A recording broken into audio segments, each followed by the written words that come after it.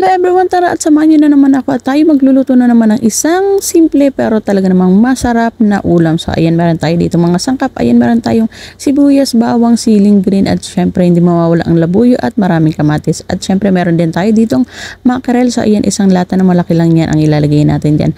At syempre ito yung ating lulutuin. So ayan, yung gulay na pechay. So ayan, meron tayo ditong pechay. Syempre naugasan ko na yun mabuti at nakababad muna siya habang hindi pa natin niluluto. So ayan, ganyan ako kapag nagluluto ng pechay, nasa tubig muna siya habang hindi pa nagigisa. So ito na nga at nagisa na tayo ng mga sangkap, sibuyas, bawang at syempre yung ating kamatis at ginisa ko na rin yung ating mackerel. So yan, gisa-gisa muna natin ang mackerel sa mga sangkap para talaga namang malasang malasa yung ating sahog. So yan, gisa-gisa lang muna natin yan saglit.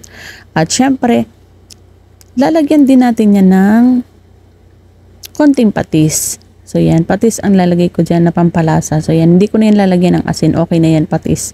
Para talaga namang malinamnam yung ating gulay. So ito na nga at nilagyan ko na yan ng tubig. So yan, dinagdagan ko ng tubig para talaga namang may sabaw. So yan, mas gusto ko kasi kapag ganito, medyo may sabaw. So yan, depende sa inyo kung ayaw nyo naman ng maraming sabaw. So okay na yung konti lang lagay yung tubig. So ako kasi, mahilig talaga ako sa sabaw kaya ayan, nilagyan ko yan ng tubig. At syempre, ayan, nalagay na rin natin yung ating pechay. So yan, dahil pechay ito madali lang lutuin. So yan, kaya halo-haloin lang natin yan dyan. Lubog-lubog lang natin sa ating sabaw para mabilis maluto. So yan.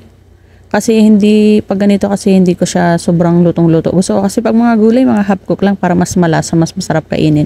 So ito na nga, dahil malapit na yun maluto, so ayan, nilagyan na natin ng pampalasa at syempre nilagyan na rin natin yan ng paminta, nilagyan na rin natin yung ating siling green. So ayan. At syempre haluin lang natin yan para mapantay yung lasa ng ating niluluto. So ayan, konting pakulo na lang yan, luto na yan.